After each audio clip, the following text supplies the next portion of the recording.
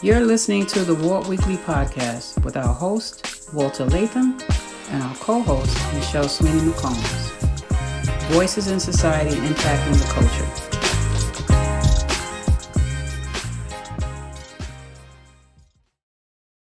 Hello, and a belated Happy New Year to all of you. This is our first show of 2021, and we would like to thank all of you for your ongoing support.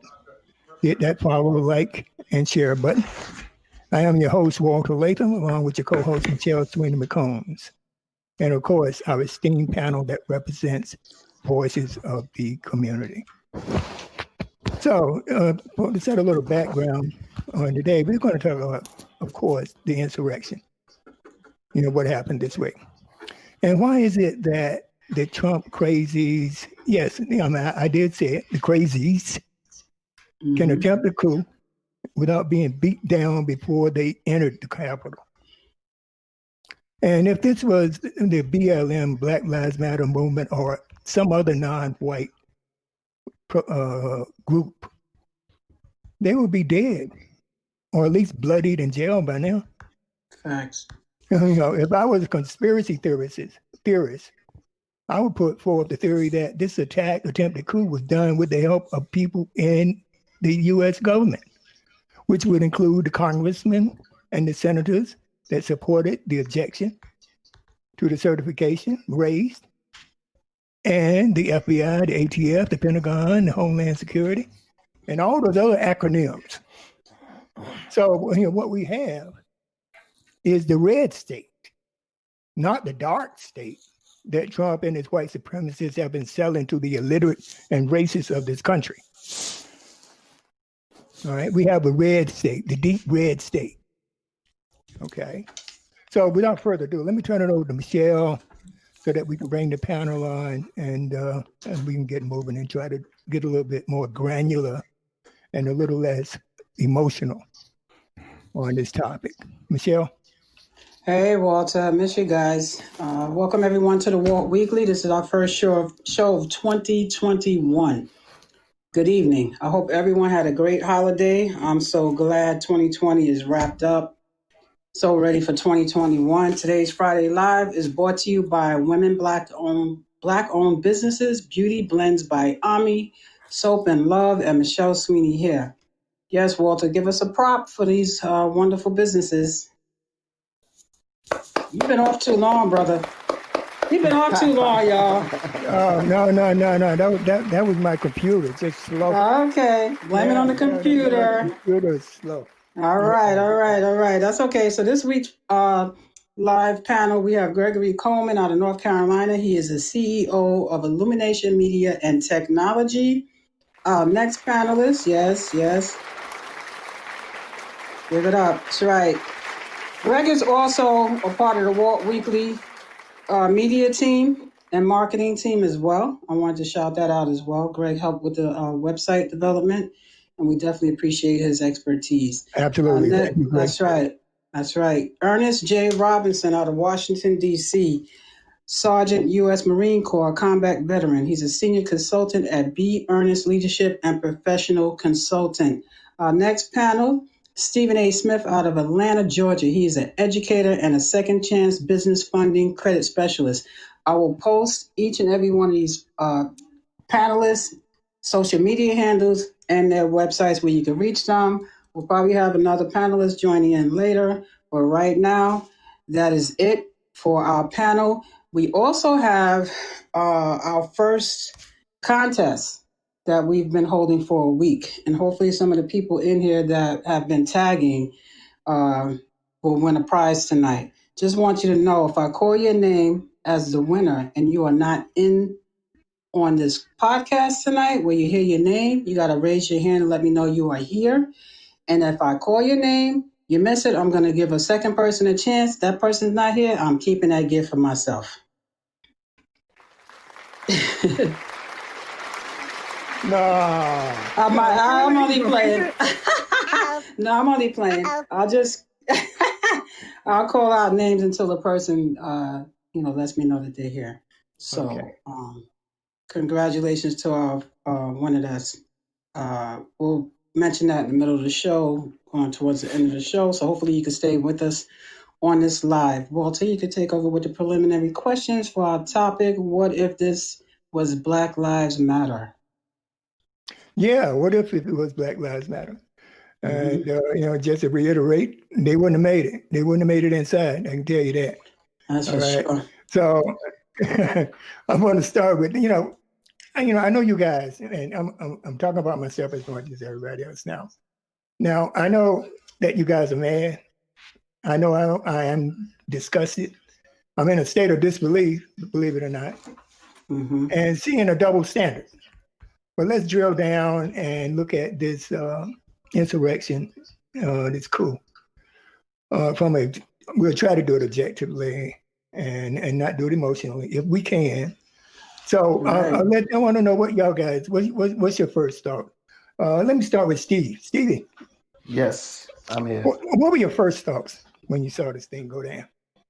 Well, when you posed the question in reference to Black Lives Matter, of course, that was that was something that was definitely running through my mind, because the bottom line is that, as LeBron James said last night on, he said that there are two Americas. And that's evidently the case. It's not something that I'm sure any of the panelists, anybody that's listening, doesn't understand. It's the way that we're dealt with. I mean, you see the pictures of the National Guard on the steps of Congress in preparation for the Black Lives Matter rallies, which were always peaceful, all of them, peaceful, and just the pictures of the way that these people antagonized and instigated and things of that nature. It was just absolutely horrific, and we all know. I mean, it's no secret. It's not something that is hidden. That the way that we're dealt with, as opposed to the way that the current majority is dealt with, is significantly different. And I know that the other fellow panelists have a lot to say in regards to this, but I mean, I'll just end. This particular statement was saying that there was the woman that was with her husband, and she was caught verbalizing to her husband. She says, "They're shooting at us. They're only supposed to shoot at the Black Lives Matters people." Wow. And she was stunned that they were being shot at, because that is the epitome of white privilege, and I'll defer to the other panelists. All right, Ernest. Yeah.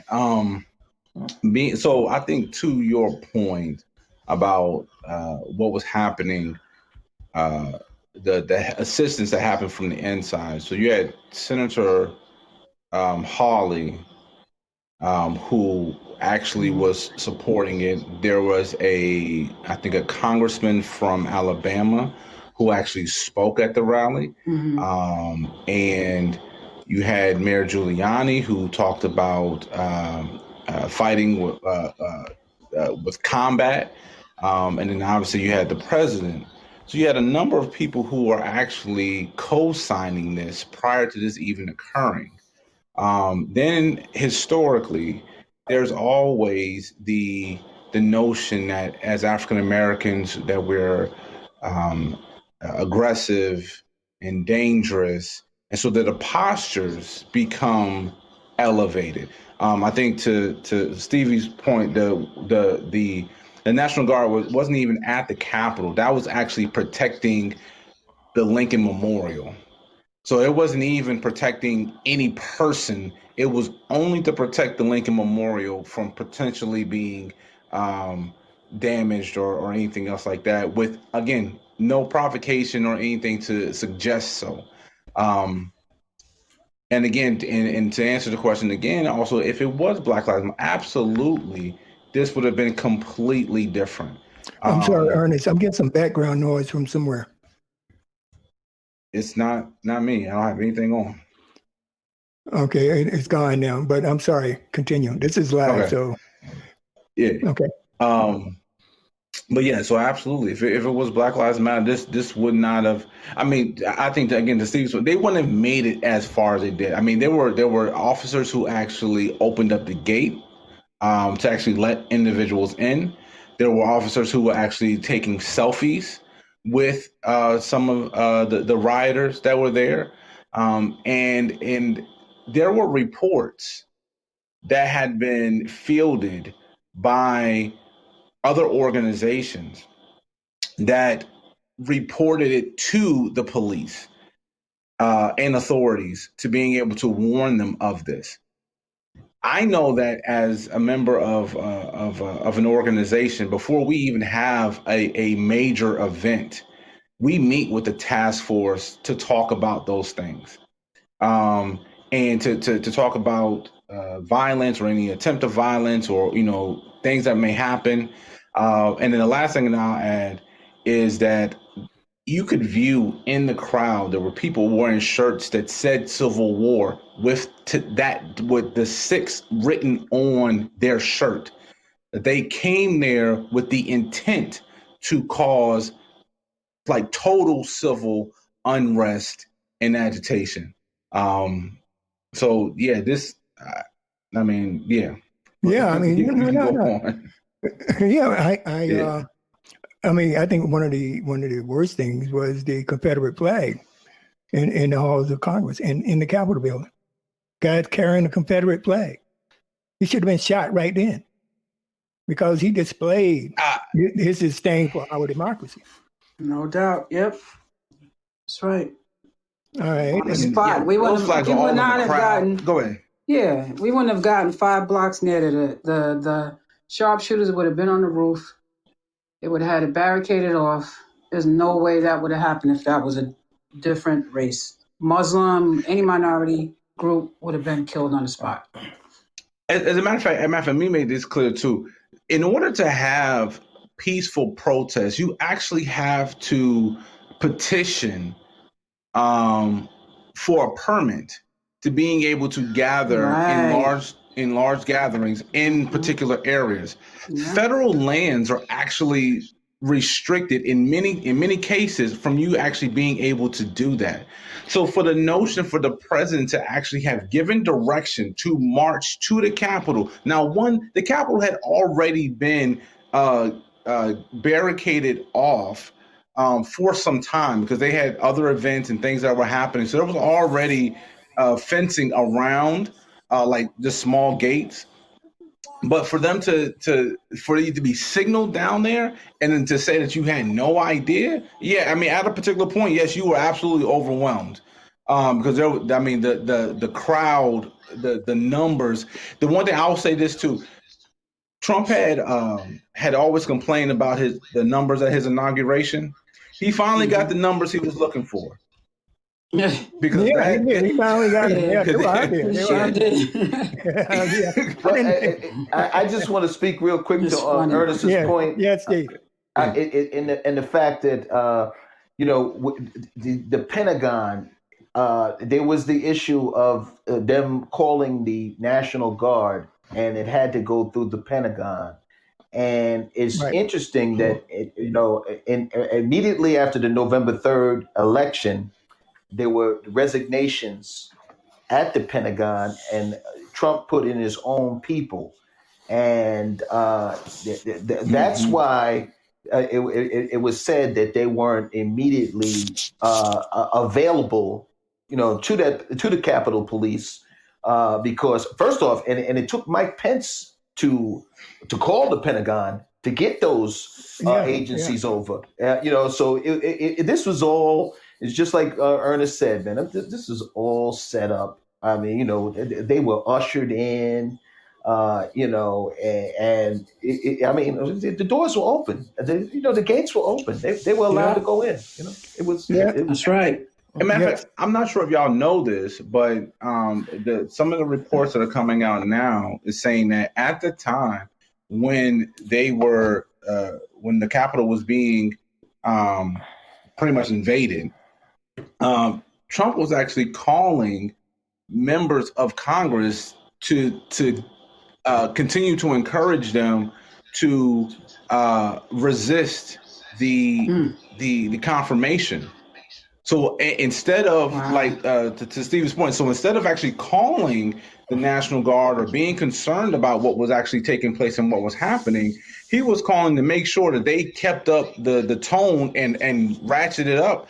And almost a particular point where he was actually setting them up, because if you notice, there was individuals who had zip ties. There were individuals who came there with combat gear on. They had Kevlars, and they had everything in order to actually yes, some were police officers, some were military, and the young lady who was shot and killed was I think an Air Force veteran. Air Force vet. Yep. And that matters not. And being a veteran, I think myself, Greg, and Stevie, that matters not, about her being having served, in the military. And I'll put it that way, not. because it does not. It's not a reflection of our principles that we stand by, the attributes and the very nature of what it means to honorably serve. And her actions were unhonorable or dishonorable. And therefore it merits her actions merits the results. I totally agree with you. But then again, I mean, didn't you see some of the Capitol Police waving? I saw one guy waving people in, like, come on down. Yeah. You know what I mean? So I think there was some split within the ranks. There was a lack of discipline within the ranks of the Capitol Police. I believe that they got to some of those Capitol Police.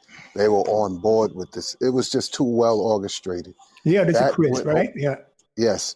It went off without a hitch. It looked to me, and this is just my impression from, just seeing so much, coverage, that it seemed to me, and knowing how you work militarily, that they got a command to stand down. Yep.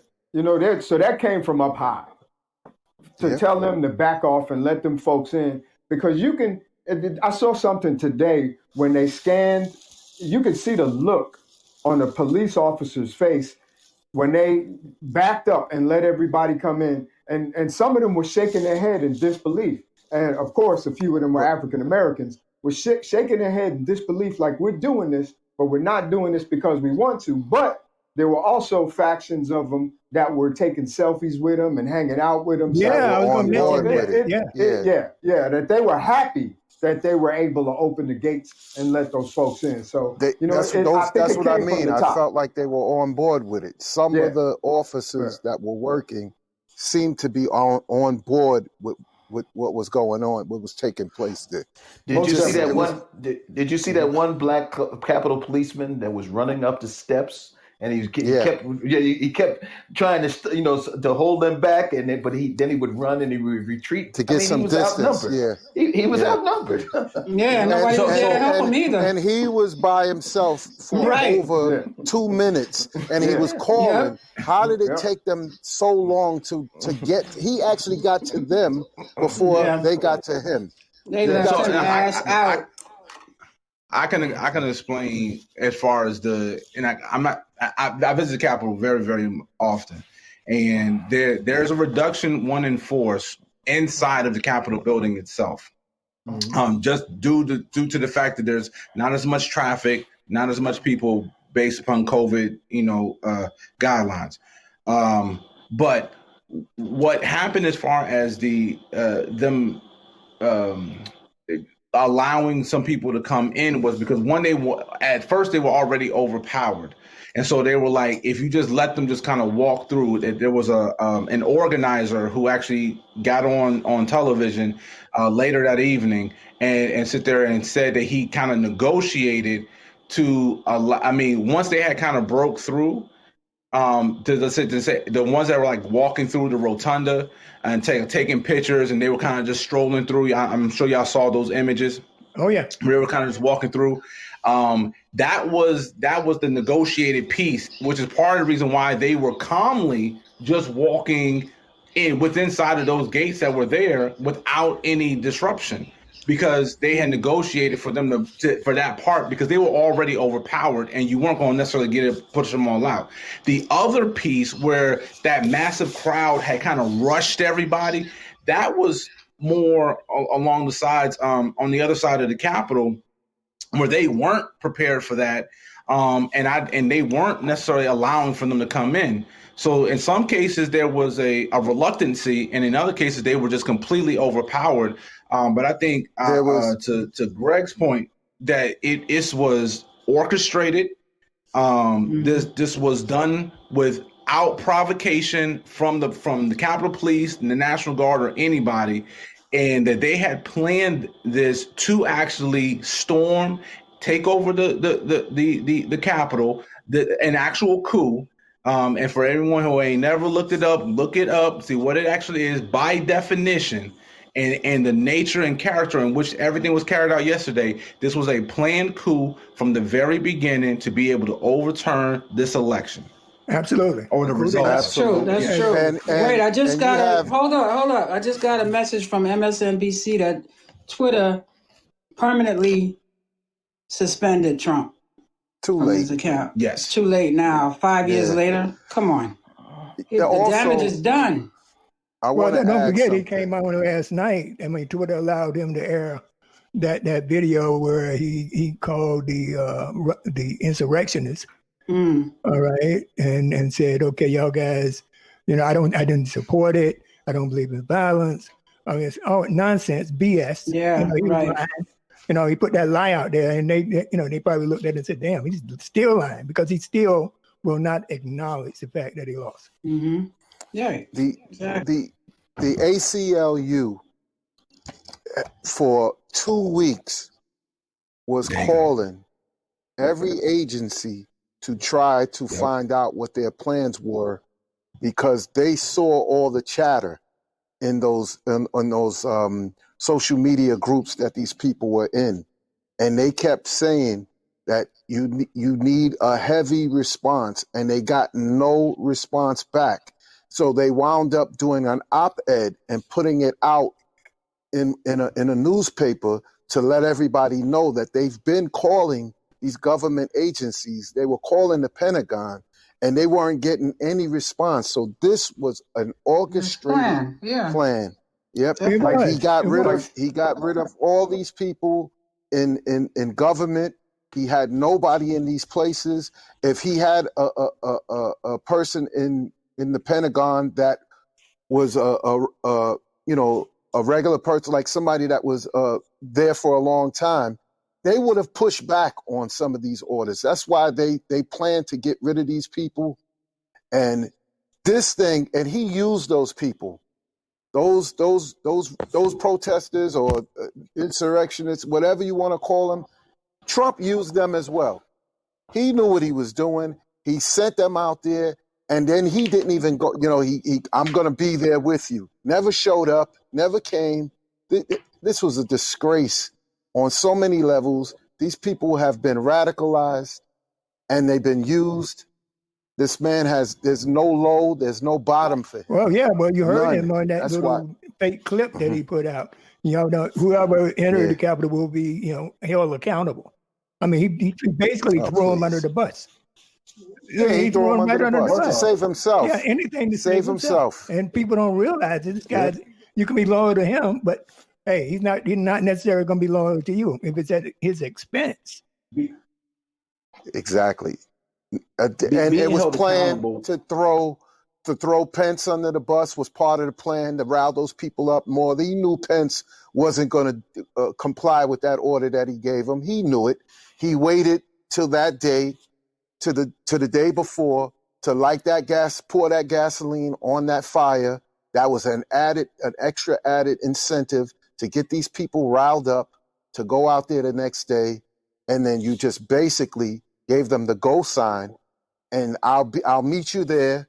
You, your son, and Giuliani went back to the White House. You turned on your television and you watched it as people begged you, just like that officer that had his knee on George Floyd's throat, and the people in the community were begging him to take that knee off. There were people in that White House saying they were begging this man to call this off, and he watched in glee. Yeah. He should be tried and hung for treason. I agree with you. I agree with you because it is treason. And what's the punishment for treason? All right. Yep. Firing squad. That's right. Fireman squad. Yep. Or Yep. or yeah. I mean, it's what's it called. I mean, it's if the way the characterization that a lot of people have been attributing was like almost like a mob boss. But for many that have been in New York and seen how gangs operate and stuff like that, whenever you want to cause a divide or you trying to take over, you cause a beef with this person, that person, but then you set your own boy up because Pence was in that building. Yes. He knew he was in and that his family. And his family was in that building. And he sent them there knowing what was going to happen. He knew those reports because despite the fact that the ACLU was making the reports or putting it, they were doing their due diligence. But I can guarantee you that the president received those same reports. He knew what was on there. He knew what was happening. And I think that with the conversation as it relates to invoking the 25th Amendment, I don't think that should be done. I think that the conversation as it relates to the impeachment, regardless if it was 2 hours before he was to leave office, it should be done. It should be done. Because it should be done because it sets the precedent. That, I mean, and again, a little bit too little too late, but sets the precedent that we're not going to continue to accept that type of behavior and continue to lower the bar of what it means to be the president of the United States. And it also eliminates him from running for office again. Right. That is correct. Absolutely. Yep. Right. You can't run in 2024. it should be, the guy, and I was telling my wife this, if they're not going to put him in jail, at least, send them to those, I think that the CIA or whatever, they have places where they can send you that you're never going to be seen again. And I think that's what, he doesn't need to be publicly indicted, questioned. I think that's playing into the hands of the people that support him. He becomes a martyr. I do too, but I also think if you don't impeach him, you empower them yet again, though, because nothing happens to anybody and they all get to walk away. You have to send a clear message. You have to impeach him and you have to indict him. I'm sorry. He has to be made an example. There has to be some kind of consequences for everything that he's done over these last 5 years. I mean, there just has to be. Those 5 people that are dead are as a result of him, his son, and Giuliani. He has blood on his hands. Yes, I understand. He has blood on his hands. But I am thinking, those 5 people. Let me just clarify how I'm thinking. My rationale is this: is that you don't want to make him a martyr either. Okay. It's the same way with when President Obama had Osama bin Laden killed. I mean, they killed him. They didn't parade him up and down the street and brag about it. They just killed him, wrapped him up, and threw his ass in the ocean. Okay, that was that. All right, I'm not saying the same would, we're a little bit more civilized than that. At least we say so, but a lot of that is hypocritical, depending on who you're talking to in this country. Okay, but I don't think, and as I said, that's my rationale, is that we shouldn't make a public spectacle of punishing this guy. People should know he's being punished, but they shouldn't put him on the stand and let him sit up and lie. Don Jr. Yeah, make him a public spectacle. All right, Rudy Giuliani, those senators who supported the objection of the certifications. Those are the guys that need to be publicly held accountable and possibly jail for sedition. That is my position. That's my rationale. All of But them. Trump, Well, listen, but I'm sitting there talking to a woman in a public supermarket, and through mass, and we're sitting there, and while I'm in the checkup line, and she says, "I feel sorry for Ivanka and the kids," and I'm like, "Are you kidding me? They were all complicit in all of this you think nonsense." Trump want to get a pardon already for the cover of his family? I feel sorry for them. But, I'm like, hey, Walt, I want to ask you, Walt, don't you think he's already a martyr? His whole presidency has Trump. They already view him that way. No. They think it was stolen from him. It's a difference being held up as a guy with a little G, a small G, but maybe to them, since he's dealing with, it might be a big G to them, and being a martyr who gave his life for the cause. That's what I'm talking about. Well, Hillary said it best in that debate prior to the 2016 election. The undesirables. That's what she called this virus. Yeah. The deplorables. The deplorables. But she was basically right. But what bothers me the most? What bothers me the most about Trump, his presidency, and every event that has taken place since then is one of Trump's biggest holes over his followers is playing the victim. And I can see where you're coming from, Chris, when it's almost like the same way a martyr is almost like a victim, and people rally behind that. Trump's been using that to his advantage from the very beginning. And he has victim. That, so, and that's a stronghold for him. Yes, yes. But now his folks rally around that.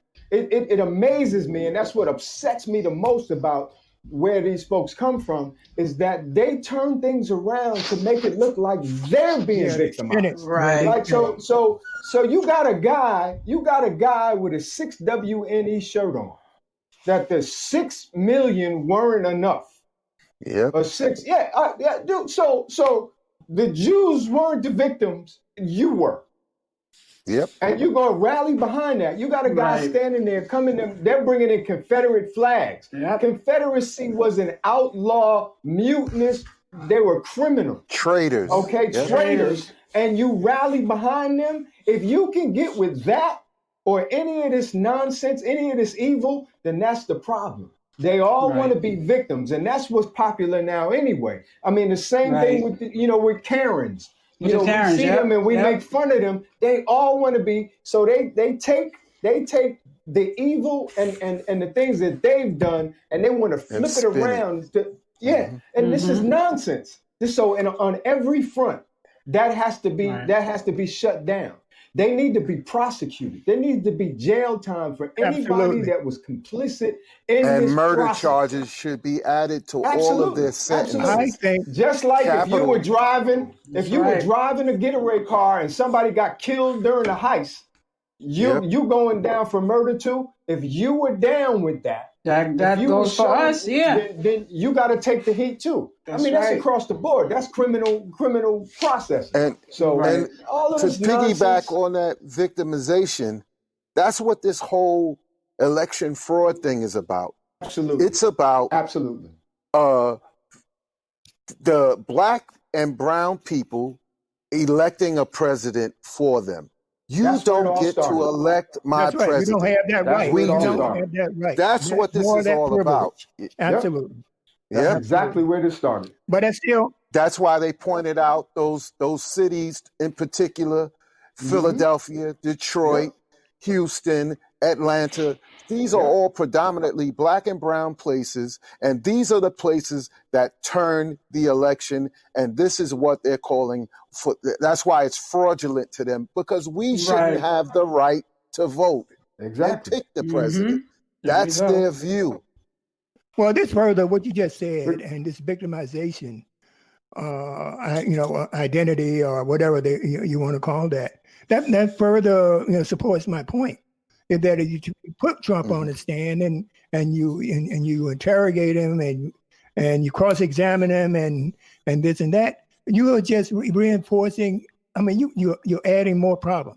You add in the problem, you're making it worse.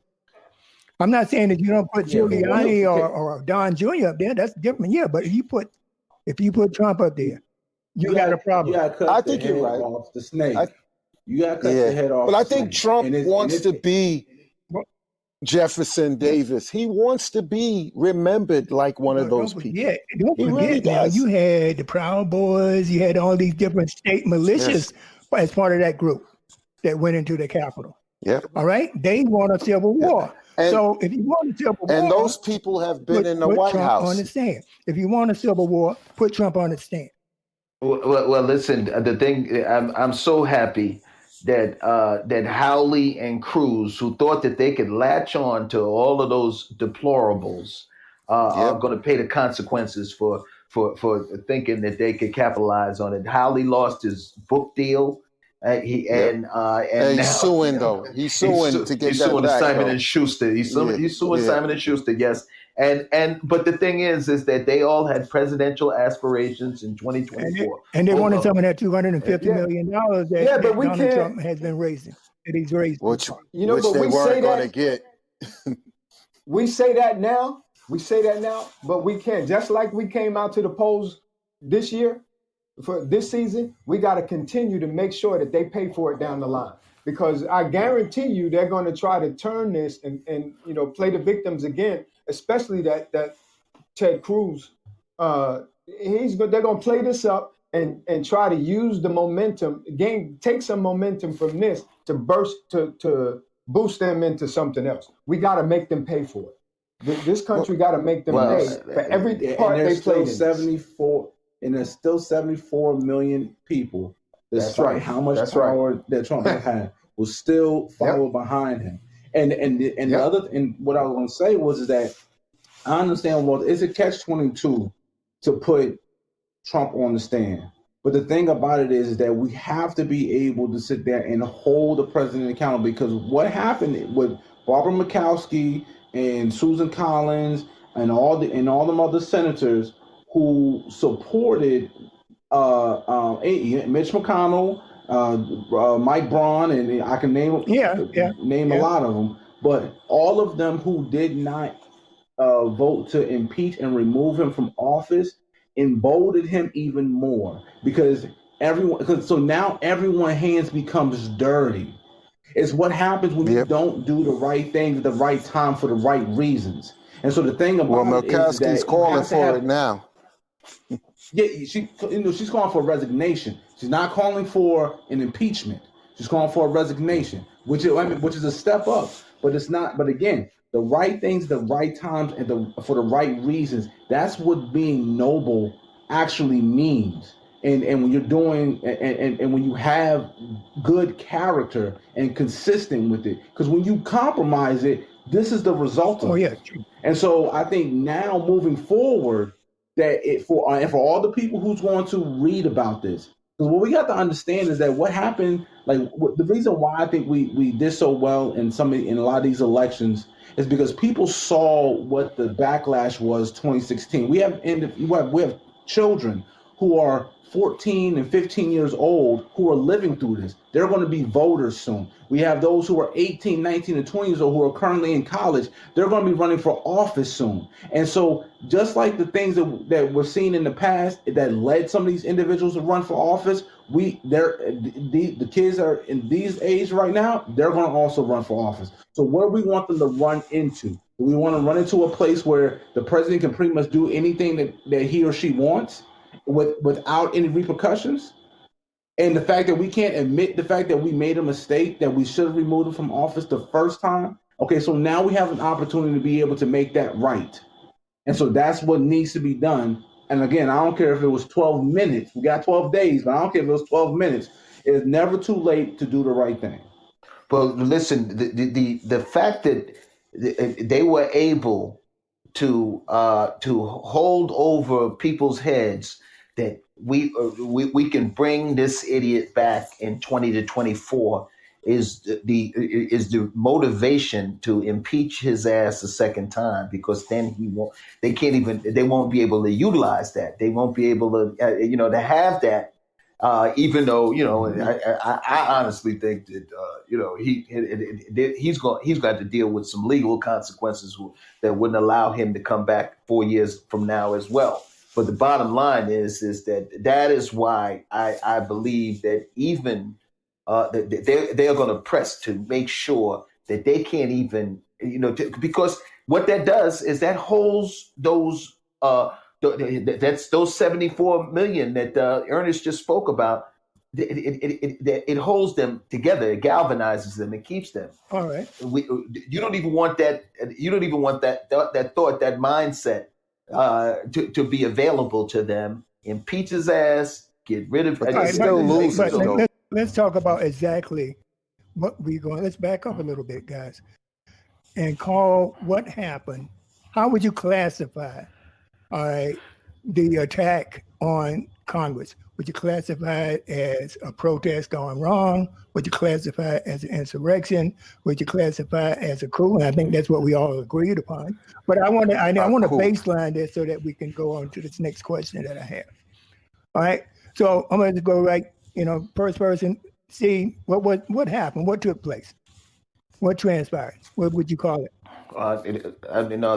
That by definition, it was an attempt at a coup, because they were trying to overturn an election. And like Ernest previously said, he was simultaneously, while all of that chaos was going on, instead of contacting the Pentagon, instead of contacting the Maryland State Police, the Virginia State Police, all of the resources that were available to them, he was petitioning Congress people and senators to change their vote, so that he had the potential to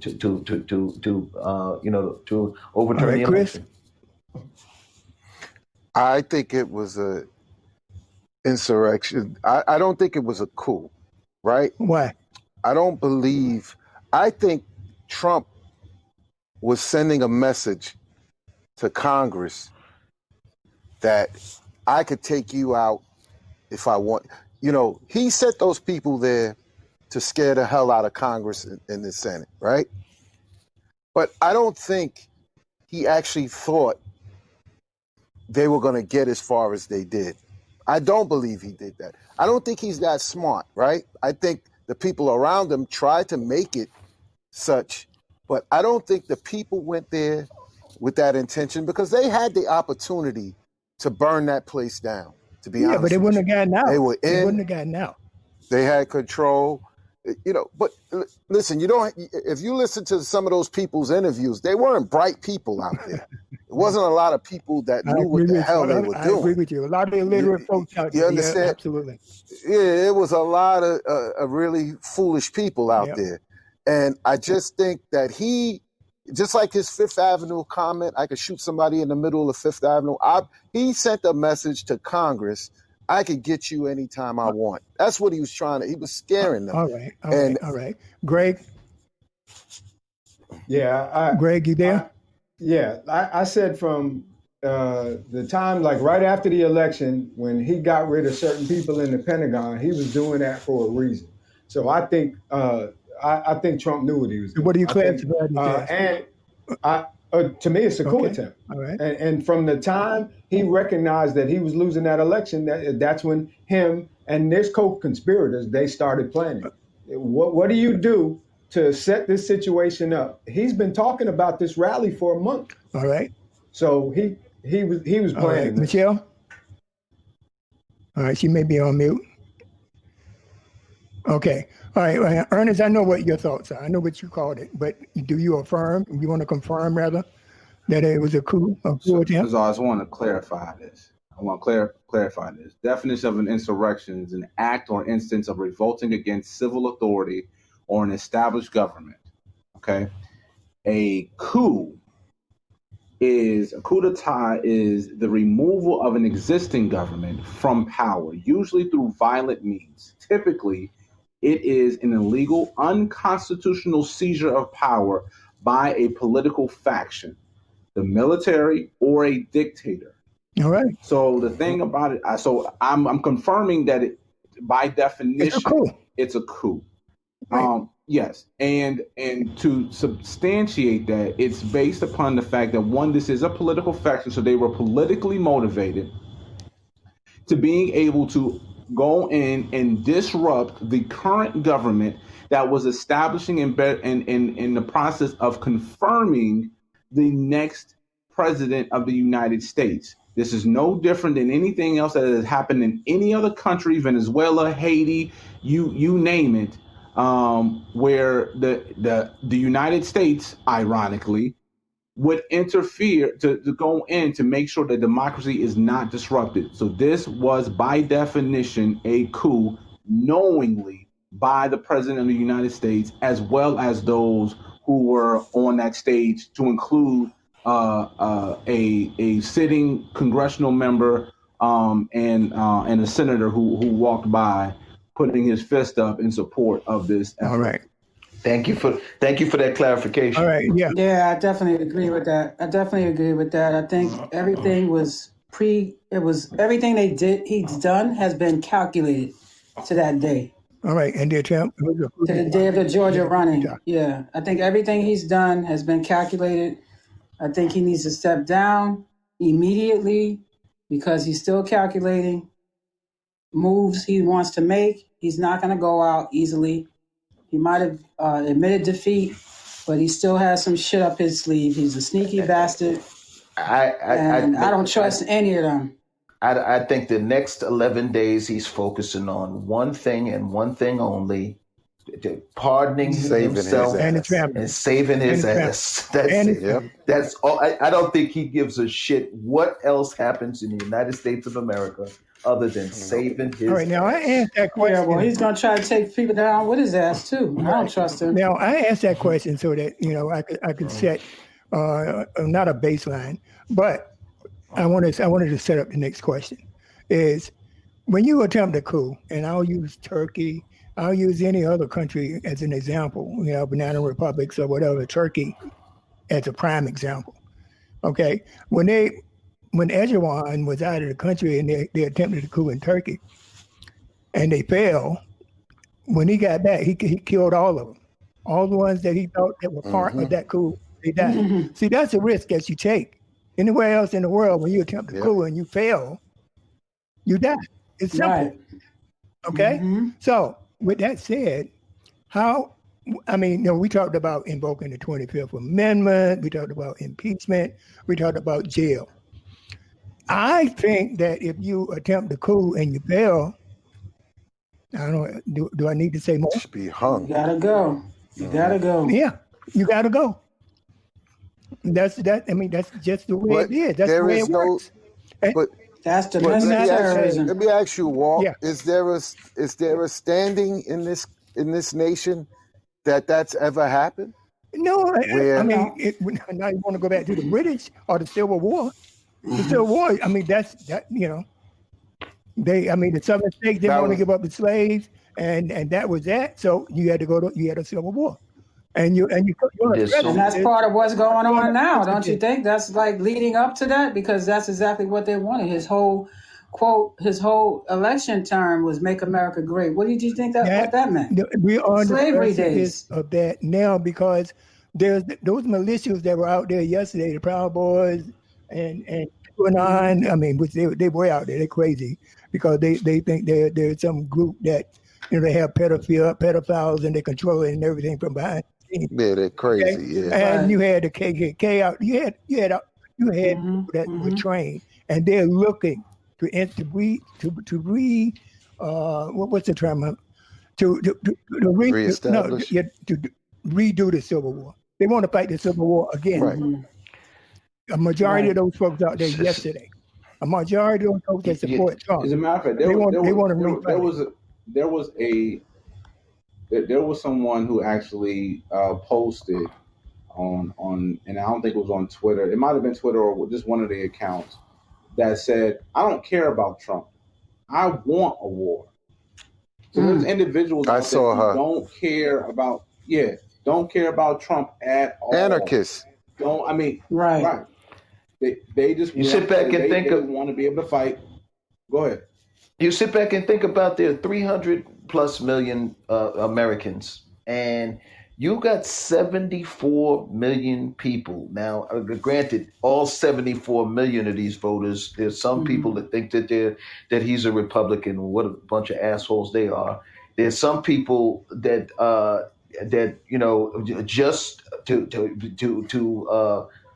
because of abortion or because of the Supreme Court nominations, all of the things that are supposed conservative ideals, conservative principles that are there. But there's a huge amount of that 74 million people that are just like the person that Ernest just indicated. Well, They this just want a goes war. back. They just want to. They want to fight. They want to shoot people. They just want to. They're out, man. This is what I'm saying, guys, is that they want to relitigate. That was the term that I was looking for. The Civil War. All right, because to them, they didn't lose the Civil War. I mean, they called it a truce and everything like that. But to them, they want to refight the Civil War. Okay.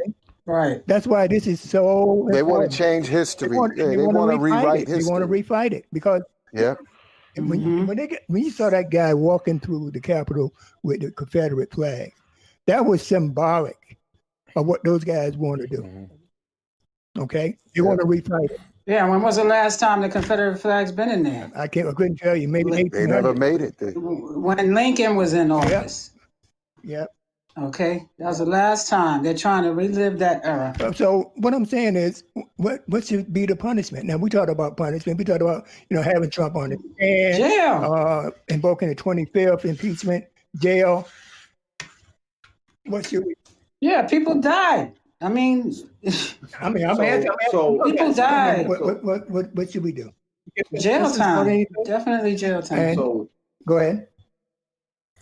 So there's I think they should go after his people. 146. I'm agreeing with it. So there's 146 members of Congress who signed up to being able to block the confirmation of President-elect Biden and Vice President-elect Harris, right? Right. And there were several, at least 12 senators who had previously also were in agreement on doing it, to include Kelly Loeffler, who actually she rescinded her support, after the breakout. However, they were part of that particular attempt and that can be argued. However, what could happen is those members of Congress who were in support of that or in any way connected, they can be removed from office by the members of the House as well as the Senate, because they can be expelled from the House and the Senate, but it has to come from 2/3 of the members from those chambers in order to being able to do that. Okay. Probably maybe the most out, so that's an option in addition to those individuals who that were in the crowd that were part of the riot themselves should also be held accountable, which Capitol Police and I think over 50 different offices nationwide with the FBI are currently doing face recognitions and an extensive investigation to the backgrounds of each of those individuals who are part of that, and some individuals who have been in court as soon as yesterday have already been arraigned in court or indicted for some of those felony charges. Well, from what I read, this is as of yesterday, only 50 people have been arrested, but they got a lot of arrest warrants out. All right. Yes. All right. And that's kind of small when you had all 30,000 people, maybe 3,000 got into the Capitol. That's very small. It's a lot of work, though. I mean, this is not the easiest thing when you had people who were from, like the gentleman or the guy who was from sitting at Nancy Pelosi's desk is from Alabama. Like Arkansas. He's Arkansas. Arkansas. My bad. I apologize. Yes, from Arkansas. There are people from all over the place that and individuals who can just easily, obviously go back and to wherever they come from It's going to take some time, but I think that's going to be the endurance of the justice that we're seeking, is to being able to endure that, do the due diligence, make sure things are written up the way they need to, so that way justice can actually be served. And it don't matter if it takes 6 months to do this investigation. There's been individuals who have been put in jail years and years later. So we can still hold them accountable. All right, what about jurisdiction, Ernest? While we're on, that's a good segue. Now, I understand. What about the jurisdiction? I understand. Let's say this guy from Arkansas, he's going to be charged by the state of Arkansas instead of federal. It's a federal crime. Nope, it's a federal crime. He was charged in federal court. So he was on federal ground. So because it was a felony and where it occurred, extradition it can happen anywhere in the United States. So you can be extradited from Arkansas, from Florida, from Alabama, from anywhere, to being able to stand in court for the crimes that were that have been alleged or indicted, that you've been indicted for from the courts here in Washington D.C. Yeah, okay, but if you're a judge, they have the jurisdiction to be able to do that. Yeah, but if you're a judge, he bragged that he stole something out of her desk. He bragged that he stole something out of her desk. Yeah, but also to your point, Ernest, it's not going to be so hard to find a lot of them because they're making videos and posting this stuff.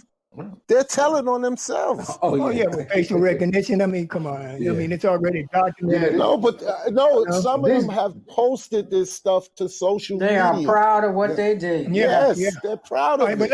These geniuses are all over social media. Let's get back to this point. Let's get back to this point with the jurisdictional thing that I was talking about. I know that they're going to be charged with federal crimes, all right? But everybody has a right to be judged by a jury of their peers. So this guy in Arkansas is going to be judged by people from Arkansas. You think that's going to be a fair trial? You think he's going to get punished? Judged by nobody from Arkansas. That's why I'm asking. No, he has to get punished. He has to be brought into federal court. He's going to be in federal court, but doesn't. What about the jury? It's going to be here in Washington D.C. That's what I'm saying. The jury's going to be. Yeah. All right. Yes, he's going to be convicted. So you think he's going to be convicted? Where is his trial be? Where will it be heard? Will it be heard in Arkansas or will it be heard in D.C.? In D.C. He's going to be heard in D.C. And that's not what I understand. That's not what I understand. Yeah, I agree with Walt, because I heard something to the contrary, and what you would naturally assume was it would occur in where it transpired, but no, I heard today that it's going to be held in Arkansas. I think personally speaking, I think the feds can make a case to lump them all together because they acted in unison with this, and there's a way to almost like when you do a mob trial and you get them on racketeering, you get them on something different. I think they're going to come up with something like that. I don't think they're going to let these people go, all of them go back to the places they came from. Well, that's what I'm waiting to see. And I think that's an issue that we should put out there. Okay. Right. Because that gentleman in Arkansas was arrested in Arkansas.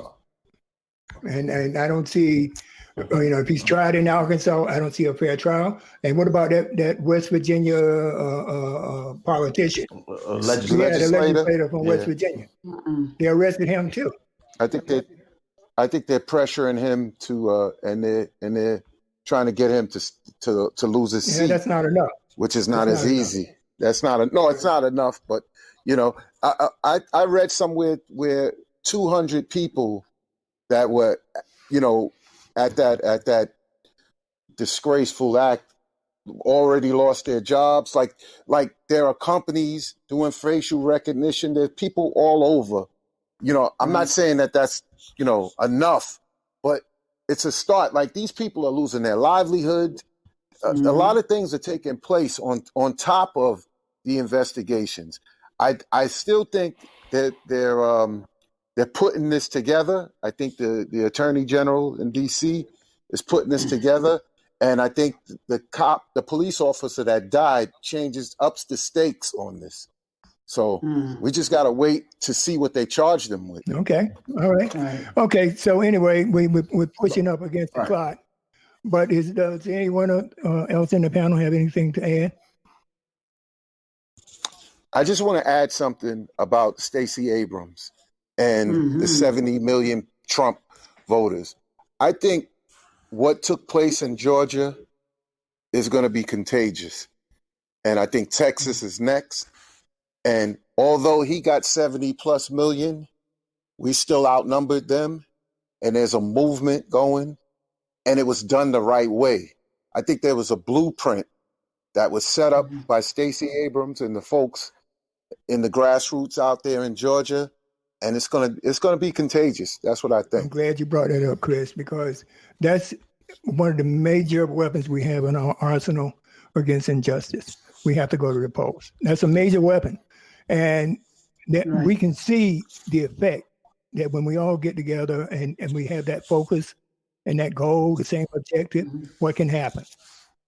So yes, definitely. Yes. And the midterms are coming up in a couple of years. For the first time. Don't forget that either. Right. For the first time in my generation, we actually saw what that work really could do. And I think people are going to start to recognize that they have more power than they think. And it's going to change the landscape in this country. I'm so happy that, as crazy as this sounds, I am so happy that Stacey Abrams lost her election 2 years ago. Because, Brian Kemp is an idiot savant. But the bottom line is that it compelled her to do what she's done. And now we just need to have more duplicates of what she did around the country, because she's been a one-person army. Excellent. She's something else. Okay, with that said, I'm gonna turn it over to Michelle. You got it, Michelle. Hey, thanks, Walter.